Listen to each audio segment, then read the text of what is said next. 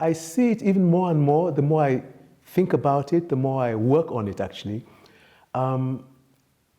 We have a kind of not directly similar biography, but in many ways, because I was born in Britain, but moved back to Nigeria, and then I've been living in Europe most of my life, but I still travel all over the world. So there's this sense of being always on the move, or being like a kind of nomad, or if you want to put it in another kind of way, being in exile. At the same time, you realize you have your own, there are many different points. So you have your own standpoint or your own points of view. At the same time, that you will realize the other points. So this is the point, counterpoint, point, counterpoint all the time. It's a kind of dance. And I see this I work on this a lot in my work.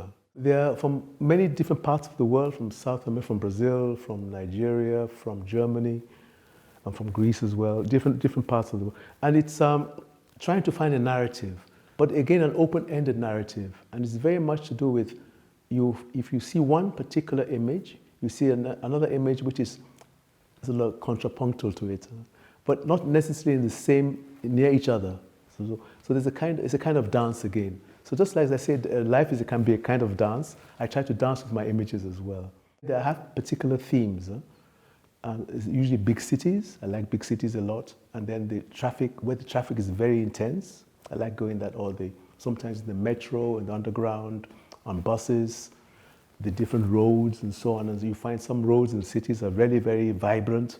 That's where I try to go to. But then I make images most of the time, but it's only, I realize over the years, certain images really sing, really resonate. That's what I'm looking for.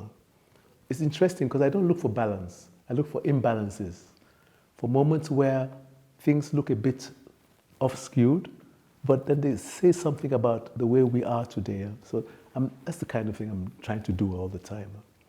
And again, because I'm always trying to relax, so just relax into the situation. So let's say I'm in, recently or last year I was in Sao Paulo, in Brazil, and I don't speak Brazilian Portuguese at all really, but I just relax in, and then after a day or two, I'm part of the city, and then I'm more or less, I can move anywhere.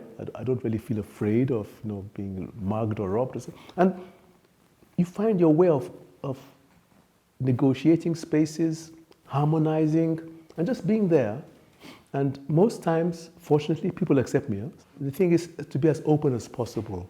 So, you're aware of your own way of seeing things, or your own way of listening in, but at the same time, over the years, you try to mature and get it, see things the way other people also see things as well. So I was thinking of this the other day. People who are impoverished or homeless people, how do they see things? And you can actually begin to get this kind of sensibility if you go into their kind of situation. I don't mean you become homeless, but you can understand somehow how they feel about some things, like late at night. I'm going home, but they're going to sleep on the street or in a kind of homeless shelter. And it's a whole different ball game. But sometimes you can begin to feel what they too are feeling, or see what they are seeing. So it's very interesting, and it's also, you find some of them have certain places where they keep on going to in the city at night, places of quiet or under the bridge or some kind of sheltered space.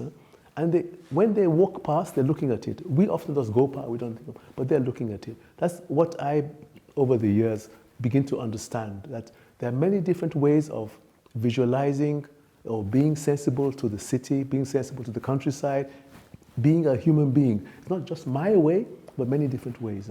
Of course, you can't take on everybody's way, but you can try to be as open as possible to understand where the other person is coming from. As a so-called artist, you're trying to get these forms together and then present them.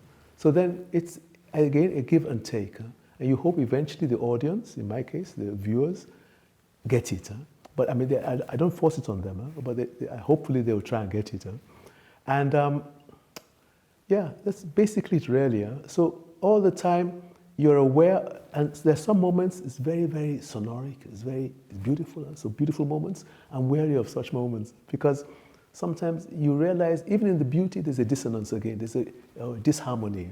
So all the time you, as much as possible if you can, open yourself up to moments of peace and quiet and similitude, and other moments of chaos and stress and tension. But in these tension moments or in these tense moments, you can still find moments of, I want to use the word sonoric beauty, if you want to use that concept. It was an honor because I've heard about, I read Edward Said and also Barenboim, and the two of them together, I really like what they're doing. So it's an honor to show work in this hallowed space, so to speak. Edward Said and others, in his time and since then, they opened us up to this particular problem of disrespecting people from other cultures.